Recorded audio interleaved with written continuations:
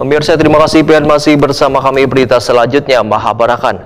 Komisi 2 DPRD Banjarmasin menerima kunjungan mahasiswa dari Fakultas Ilmu Sosial dan Ilmu Politik Universitas Islam Kalimantan Banjarmasin jelang kemarin Rabu 15 Mei 2024. Dalam pertemuan ini dibahas terkait implementasi retribusi parkir terhadap pembangunan kota, terutama menyentuh pendapatan asli daerah. Komisi 2 DPRD Banjarmasin menerima kunjungan mahasiswa dari Fakultas Ilmu Sosial dan Ilmu Politik Universitas Islam Kalimantan Banjarmasin jelang kemarin Rabu 15 Mei 2024. Dalam pertemuan ini dibahas terkait implementasi retribusi parkir terhadap pembangunan kota, terutama menyentuh pendapatan asli daerah dari penerapan peraturan daerah tentang pajak daerah dan retribusi daerah. Salah seorang mahasiswa FISIP Uniska Banjarmasin, Asiah Waitakoni Prima TV, usai pertemuan menyatakan terima kasihnya atas sambutan dari pihak DPRD Banjarmasin yang telah memberikan pada mereka pelajaran terkait penerapan peraturan daerah tentang pajak daerah dan retribusi daerah. Pertemuan ini, ujar Asiah, sangatlah penting bagi mereka untuk menyusun tugas akhir semester terkait kebijakan pemerintah kota dan politik di DPRD Banjarmasin dalam implementasi retribusi parkir terhadap pembangunan kota Banjarmasin. Tujuan sendiri itu pertama-tama untuk memenuhi tugas, yaitu kebetulan kami meneliti tentang implementasi penerimaan retribusi parkir terhadap pembangunan. Itu juga merupakan salah satu tujuan kami, dan yang kedua itu kami ingin mengetahui tentang peraturan daerah nomor 15 tahun 2023 di mana tentang pajak daerah dan tarif parkir daerah yang mana yang baru diterapkan itu kenaikan tarif parkir yang awalnya 2.000 menjadi 3.000 untuk roda 2 dan yang awalnya 3.000 menjadi 5.000 untuk roda 4. Rusmini, salah seorang mahasiswa Uniska lainnya, memadahkan dari data yang didapat di pemerintah kota Banjarmasin, target PAD untuk retribusi parkir sekitar 6 miliar rupiah sudah terrealisasi sekitar 40%. Sementara ini kan targetnya itu sekitar 6M. Itu yang sekarang tuh sekitar 4M yang sudah tercapai ya. Sudah tercapai tinggi. Nah, itu mungkin karena kebijakannya pun baru, loh, ibaratnya baru sebulan dilaksanakan, mungkin ini bertahap sesuai target dengan kebijakan yang sudah ditentukan pemerintah.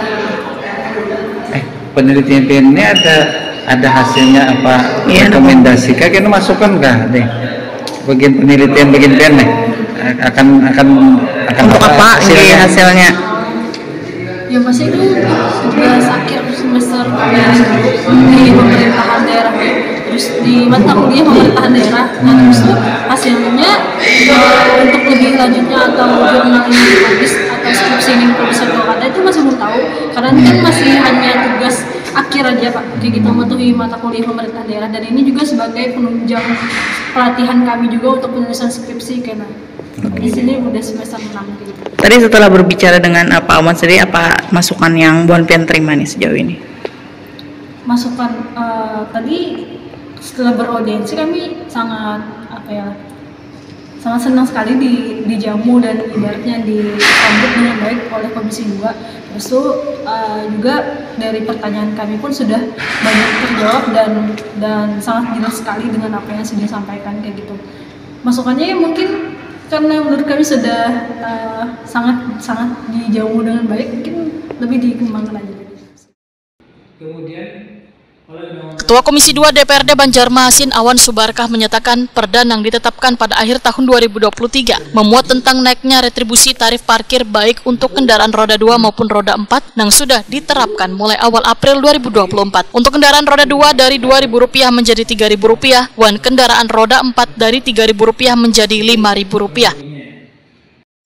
Perubahan aturan terkait tarif parkir ternyata, ujar politisi PKS ini, telah menjadi perhatian mahasiswa Uniska, terutama terkait proses politiknya di legislatif.